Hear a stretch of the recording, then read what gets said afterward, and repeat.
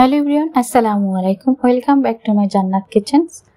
আজ আমি আপনাদের সঙ্গে এমন একটি রেসিপি শেয়ার করব। একদম ছোটবেলায় আমরা অনেকে এইভাবেই কটকটি খেয়েছি। কার কার মনে আছে? আমরা ছোটবেলায় কিন্তু এটা খুবই আমাদের পছন্দের খাবার ছিল।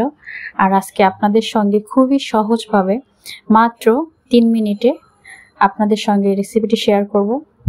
একদম পারফেক্টভাবে খুব সহজে এই কটকটি রেসিপি। আশা করি আজকের ভিডিওটি আপনাদের অনেক বেশি ভালো লাগবে। যদি ভালো লেগে থাকে লাইক কমেন্ট দিতে একদমই ভুলবেন না। আর ভিডিওটি অবশ্যই প্রথম থেকে শেষ অবধি দেখার অনুরোধ থাকবে। আমরা অনেকেই এই কটকটি চিনি না বাচ্চারা, কিন্তু আজ আমি আপনাদের সঙ্গে এই রেসিপিটি শেয়ার করব।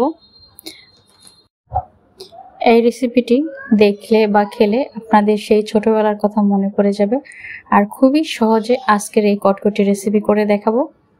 আশা করি আপনারা একবার দেখলেই সবাই বাসায় ঝটপট কিন্তু এই কটকটি বানিয়ে নিতে পারবেন, এতটা মজা হয়। চলুন কথা না বাড়িয়ে মূল রেসিপিতে চলে যাই।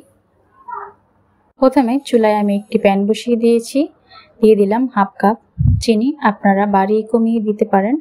আমি আজকে হাফ কাপ চিনি দিয়ে এই কটকটি করে দেখাবো। দিয়ে দিলাম 1/4 কাপ পানি। এখন খুব সুন্দর করে নেড়ে চেড়ে একটি ক্যারামেল রেডি করে নেব।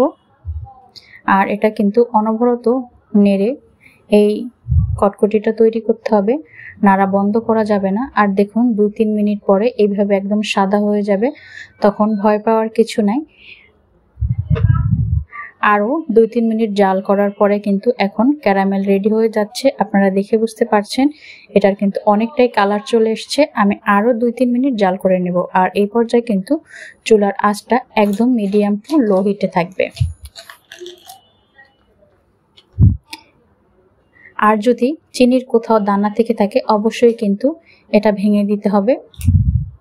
দেখুন খুব সুন্দর কিন্তু একটা কালার চলে এসছে। যতক্ষণ না পর্যন্ত পারফেক্ট কালার আসবে ততক্ষণ পর্যন্ত এটা নেড়েচেড়ে রান্না করতে হবে। চুলার আঁচটা অফ করে আমি 2-3 মিনিট একটু ঠান্ডা করে দিয়ে দিয়েছি 1 চা চামচ উঁচু করে বেকিং পাউডার। অবশ্যই কিন্তু এটা দিতে হবে। দেখুন নেড়েচেড়ে আমি এখন একটি বেকিং পেপার বিছিয়ে নিয়েছি। এখন বেকিং পেপার উপরে এই কটকটির মিশ্রণটা ঢেলে দিতে হবে। আপনারা চাইলে এখানে সাদা কাগজটাও ব্যবহার করতে পারবেন। অবশ্যই একটু হালকা তেল ব্রাশ করে নেবেন, তাহলে খুব সহজেই উঠে যাবে। আর এটাকে কিছু দিয়ে শেপ দেওয়ার প্রয়োজন হবে না। এটা ঢেলে নিলে এমনিতেই নিজের শেপ নিজেই নিয়ে নিবে। আপনারা দেখে বুঝতে পারছেন এটা এমনিতেই কিন্তু অনেকটা গোল হয়ে গেছে। আমি এটাকে একদম ঠান্ডা করে নেব। ঠান্ডা করার পরে দেখুন একদম খুব সুন্দর মাশাআল্লাহ কটকটি হয়ে গেছে। দেখেই মনে হচ্ছে যে একদম ছোটবেলায় ফিরে গেছি।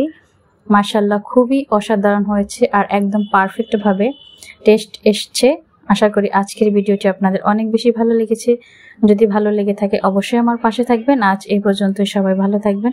খোদা হাফেজ, আসসালামু আলাইকুম।